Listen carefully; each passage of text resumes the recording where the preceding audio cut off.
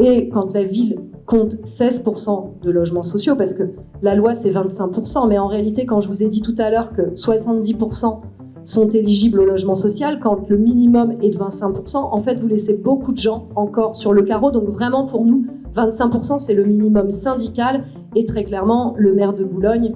tord la loi en modelant une ville qui est réservée à une petite minorité. Moi je suis élue locale à Gennevilliers,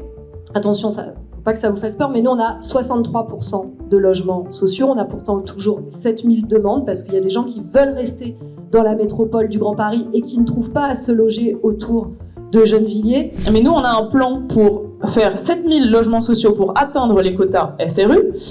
pour permettre aux Boulonnais de déménager, aux enfants de ces anciens ouvriers, aux petits-enfants des ouvriers de pouvoir se loger encore à Boulogne, mais aussi les enfants des Boulonnais tout court. Parce que quand on est enfant de Boulonnais, et c'est mon gros problème pour militer à gauche, c'est que la plupart de mes camarades militants de gauche ici finissent par déménager, parce que c'est trop cher. Et donc il est urgent de permettre aux Boulonnais, de gauche ou pas, mais en tout cas aux Boulonnais jeunes, de pouvoir se loger ici.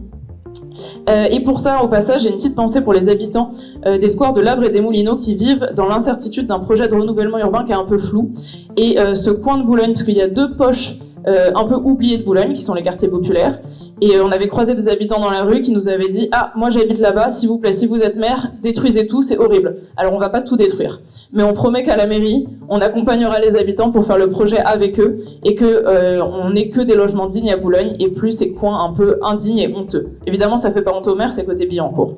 On fait campagne, nous, sans jamais, et c'est vraiment une particularité de la gauche, sans jamais promettre ni un emploi, ni un logement aux personnes que nous rencontrons. Nous, on vous promet une chose, que vous votiez pour moi ou pas,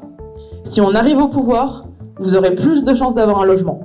Mais même si vous n'avez pas voté pour moi, les critères, on les rendra transparents et ce sera les mêmes règles pour tout le monde. Il n'y aura pas besoin d'être proche du maire pour avoir son logement ou sa place en crèche.